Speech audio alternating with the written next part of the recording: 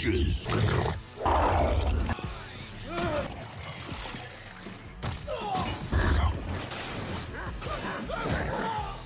simula ng movie ay ipinakita si Null na nakakulong sa planeta ng Clintar, at sinabi niya na ang lahat ng mga nasa planetang iyon ay kanyang mga supling na tinatawag na mga symbiote, at nagplano ang mga ito na ikulong siya doon. Gustong makalaya ni Null, at upang magawa ito ay kinakailangan niya ang susi na tinatawag na Codex. Ang Codex na ito ay ginawa ng symbiote na nasa katawan ni Eddie, kaya't nagpadala si Null sa mundo ng mga dambuhalang mga Xenophags upang kunin ang Codex na magpapalaya sa kanya. Pagkatapos ay ipinakita si Eddie na may kinakausap na isang lalaki sa bar, at ilang sandali ay bigla siyang hinigop ng isang portal na bumukas sa kanyang likuran, at pagkatapos ay lumabas siya sa isang universe kung saan ay nalaman niya na wanted na pala siya sa buong mundo at ang kanyang Venom symbiote, kaya't nagplano sila na pupunta sila ng New York upang may blackmail ang isang lalaki at nang makaalis sila sa sitwasyon nila ngayon, at bago sila umalis ay nakita nila ang ilang mga aso na hinuli ng mga lalaki, at upang mailigtas ang buhay ng mga aso ay nilabanan nila ang mga ito, at pagkatapos kainin ng symbiote ang ulo ng mga goons ay pinakawalan na nila ang mga aso.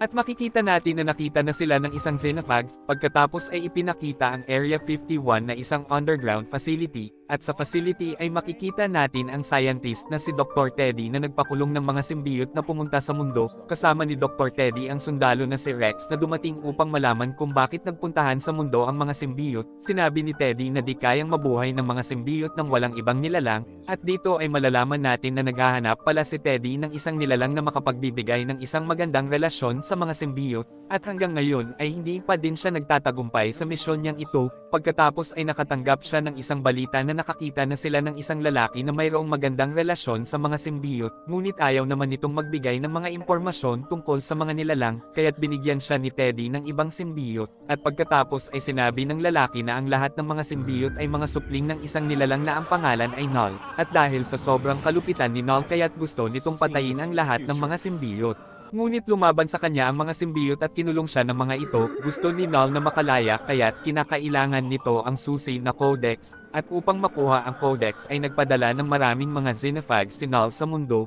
at alam natin na ang Codex ay nasa Venom na nasa katawan ni Eddie, at nang masundan sila Eddie ng Xenophags ay nilabanan nila ito sa ibabaw ng eroplano, pagkatapos ay namatay ang nilalang dahil hinigop ito ng makina ng eroplano, at dito ay nalaman ni Venom na nasusundan sila ng mga Xenophags kapag kinokontrol niya ang katawan ni Eddie, kaya't nang humiwalay siya kay Eddie ay nahulog ito sa eroplano, at upang mailigtas si Eddie ay ginawa niyang tila isang parachute ang kanyang sarili. Pagkatapos ay sinabi niya kay Eddie na Xenophags ang nilalang na iyon na ipinadala ni Null upang kuhanin ang Codex na ginawa natin, dahil ito ang susi upang makawala siya sa pagkakakulong.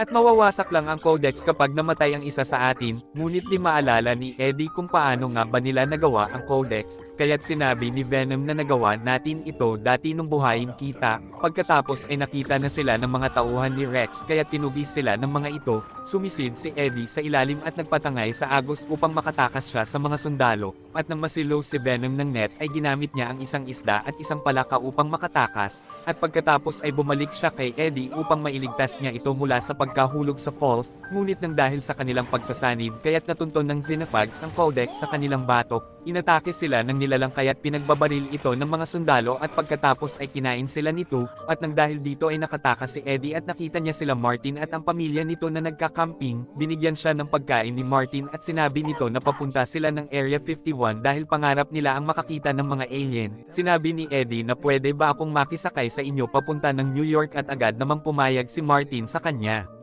Samantala ay nag-transform naman si Patrick sa harapan nila Teddy, at sinabi niya na hinahanap ni Null ang Codex na nakay Venom. Pagkatapos ay dumating si Rex at tinanong nito kung paano mapipigilan si Null. Sinabi ni Patrick na kapag nakuha ni Null ang Codex ay wawasakin nito ang universe, at kung may mamamatay kahit sino man kila Eddie at Venom ay hindi na sila makakapagsanib kaya't mawawasak na din ang Codex. Samantala ay ibinaba na nila Martin si Eddie sa New York, at nakita ni Rex si Eddie sa CCTV kaya't nalaman niya kung nasa ang lugar na ito. Pagkatapos ay sinapak ni Venom ang isang lalaki upang makapagpalit ng damit si Eddie at nang makapasok ito sa loob ng kasino, at sa loob ay pinilit ni Venom na isugal ang lahat ng pera ni Eddie ngunit natalo sila. Pagkatapos ay tuwang-tuwa si Eddie nang makita niya si Mrs. Chen, at humiling ito na isayaw siya ni Eddie, ngunit na-excite si Venom kaya't isinayaw niya ito sa kanyang mga nakakatuwang mga dance move, at dahil sa kanyang pagka-transform kaya't natunton sila ng Xenofags at pagkatapos ay inatake sila nito, mabilis na bumalik si Venom sa katawan ni Eddie upang hindi makita ang Codex sa kanila, kaya't umalis na din ang Xenofags, at makikita natin na dumating na sila Rex at kinuha sila ng mga ito at dinala sa Area 51.